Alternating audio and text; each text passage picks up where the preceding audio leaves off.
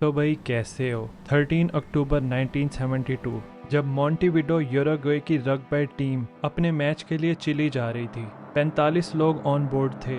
इनमें team members, कुछ उनके सपोर्टर्स, कुछ प्लेयर्स के फैमिली मेंबर्स और 5 क्रू मेंबर्स शामिल थे। कमर्शियली चिली जाना इन लोगों के लिए ना एक्सपेंसिव था, तो इन्होंने सबसे सस्ता ऑप्शन चूज किया, जो था एयरफोर्स के प्लेन को चार्टर करना। इस अमेरिकन मेड प्लेन की हालत बड़ी टाइट थी, लेकिन उन लोगों के लिए सबसे सस्ता ऑप्शन था। खैर, प्लेन ने टेक ऑफ किया। शुरू में तो सब ठीक था, फिर प्लेन में टर्बुलेंस महसूस होती है। एक प्लेयर ने नोटिस किया कि माउंटेन्स ना काफी करीब हैं प्लेन के, लेकिन उन लोगों को ये नहीं पता था कि अंदर बैठे पायलट और को पायलट ने बहुत बड़ी गलती कर दी है। उन्होंने एयर ट्रैफिक कंट्रोलर को बोला कि हम 1 मिनट के अंदर ना एयरपोर्ट में पहुंच रहे हैं। हालांकि उस टाइम पर प्लेन 11 मिनट दूर था एयरपोर्ट से। उनको बादलों की वजह से कुछ दिखाई नहीं दे रहा था और उन्होंने एयरपोर्ट को 1 मिनट दूर एज्यूम करके प्लेन को और नीचे कर दिया था। माउंटेन रेंजेस के करीब होने की वजह से प्लेन में बहुत ज्यादा टर्बुलेंस हो रही थी। फिर एकदम से बादल साफ हुए और पायलट ने देखा कि उनके ठीक सामने माउंटेन है, तो उन्होंने एकदम से प्लेन को ऊपर की तरफ किया। इस टाइम पर पैसेंजर्स को भी पता चल गया था कि कुछ न कुछ तो गड़बड़ जरूर है। प्लेन की बैक साइड पहाड़ी से टकराती है और बैक साइड वाला हिस्सा ना टूट जाता है। इस टाइम पर प्लेन सी लेवल से 13,000 फीट ऊपर होता है। उनके सामने और पहाड़ियां होती हैं, तो प्लेन उससे भी टकराता है। इसमें प्लेन के जो दोनों विंग्स होते हैं ना साइड पे, वो टूट जाते हैं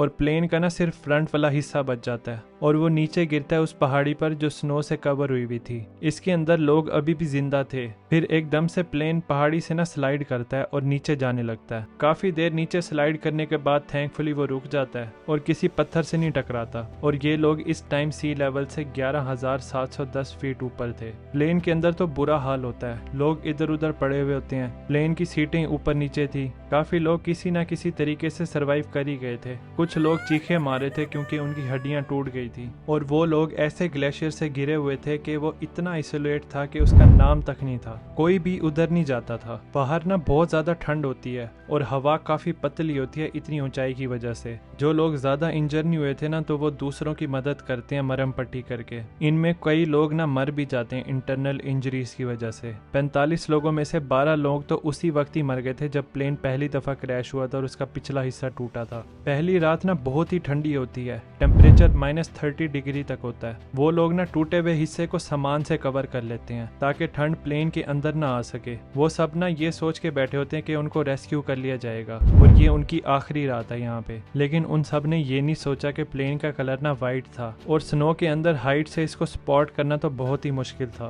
पहली ही रात में 5 लोग और मर जाते हैं। प्लेन का पायलट ना मर जाता है, लेकिन को पायलट जिंदा होता है और वो भी बहुत ही बुरी हालत में होता है। को पायलट सर्वाइवर्स को बताता है कि उसके पास गन है और वो चाहता है कि उसको शूट कर दिया जाए ताकि उसको इस दर्द से छुटकारा मिल सके, लेकिन कोई भी एग्री नहीं करता उसकी इस बात पर। बाद में को पायलट कुछ टाइम के बाद खुद ही मर जाता है। एक दिन तो गुजर जाता है। अब सर्वाइवर्स के पास खाने का मसला आ जाता है। ठंड में हमारी बॉडी बहुत जल्दी कैलोरीज को इस्तेमाल करती है, क्योंकि आधी कैलोरीज तो बॉडी के टेम्परेचर को मेंटेन करने के लिए इस्तेमाल हो जाती हैं। वो लोग सारे सामान को सर्च करते हैं। टोटल उनको 8 चॉकलेट्स, 3 जैम्स, एक बादाम का डब्बा, कुछ कैंडीज, शराब की बोतलें और बहुत सारी सिगरेट्स मिलती हैं। लेकिन उनको नहीं पता था कि आखिर कब तक ही वो इस पे सरवाइव कर सकेंगे। पानी का बंदोबस्त तो बर्फ से ही हो जाता था। वो उसको वाइन्स की बोतलों में पिघलाकर पी लिया करते थे। फिर 10 दिन गुजरते हैं और मजीद लोग मर जाते हैं। और सबसे बुरी खबर तो उनको ट्रांजिस्टर रेडियो से मिलती है कि उनको ढूंढने वाला रेस्क्यू ऑपरेशन ना बंद कर दिया गया है। अब उनको पता था कि वो अकेले ही हैं जिनको सरवाइव करना है। बहुत ज्यादा डेस्परेट थे वो लोग और खाना भी खत्म हो गया था। तो उनमें से एक बंदे ने बोला कि मैं पायलट को खाने जा रहा हूँ। तो उनमें से कुछ सर्वाइवर्स बोलते हैं कि हम भी यही चीज सोच रहे थे अपने दिमाग में। उन्होंने बोला कि भाई अगर सरवाइव करना है और वापस अपनी फैमिलीज को मिलना है तो हमें ये कड़वा घूंट पीना पड़ेगा। इस टाइम इनमें से 27 लोग जिंदा थे। उन्होंने पायलट से शुरू किया। हर उस पार्ट को इन्होंने खाया जिस पर गोश्त था, सारी ऑर्गन्स को मिलाकर,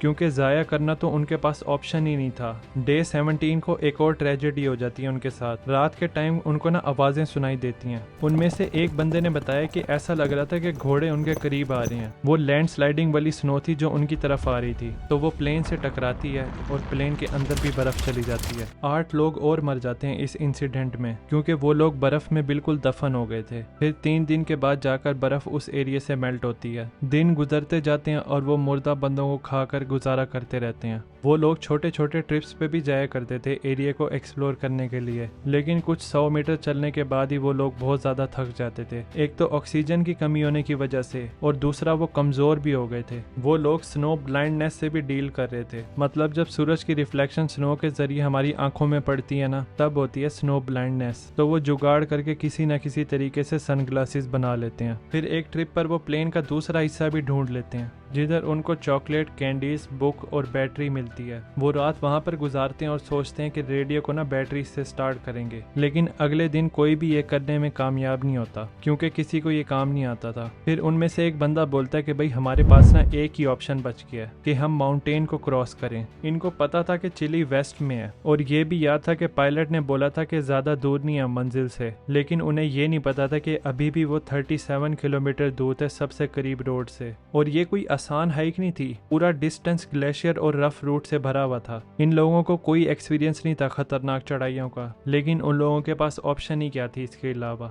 उन्होंने डिसाइड किया कि इंसान का गोश्त पैक करते हैं और सबसे स्ट्रांग बंदा जाए इस हाइक पर। वो होते हैं 3 लोग, और वो डे 61 पर निकलते हैं वहां से। पीछे 16 सर्वाइवर बचते हैं, और ज्यादातर उनमें बीमार ही थे। उन लोगों को 3 दिन लगते हैं सिर्फ पहले ही माउंटेन को क्रॉस करते हुए, लेकिन उसके आगे उनको और माउंटेन रेंजेस दिखाई देती हैं। तो इनमें से एक बंदा अपना सामान बाकी दोनों को देता है और कहता है मैं वापस जा रहा हूँ यहाँ से, और तुम लोग जाओ आगे। फिर बाकी दोनों अपनी हाइक यहाँ से कंटिन्यू करते हैं। वो दिनों तक चलते रहते हैं, और फिर 8वें दिन आकर उनको एक रिवर दिखाई देता है, और उसके करीब ग्रीनरी होती है। दूसरी तरफ एक बंदा खड़ा होता है। ये लोग उससे मदद मांगते हैं और उसको बताते हैं कि हम सर्वाइवर्स हैं प्लेन क्रैश के। तो वो बंदा जो उस पार खड़ा होता है ना, वो मदद मांगने चला जाता है। अपने घोड़े पर वो घंटों का सफर करने के बाद जाकर अथॉरिटीज को बताता है कि उसको सर्वाइवर्स मिले हैं। फिर इन दोनों की हाइक के 10वें दिन जाकर इनको रेस्क्यू किया जाता है। उनमें से एक बंदे को हेलीकॉप्टर में बिठाया जाता है, और वो बाकी सर्वाइवर्स के पास उनको लेके जाता है। पायलट्स भी पूछ रहे थे कि बगैर इक्विपमेंट के तुमने ये सफर कैसे कर लिया।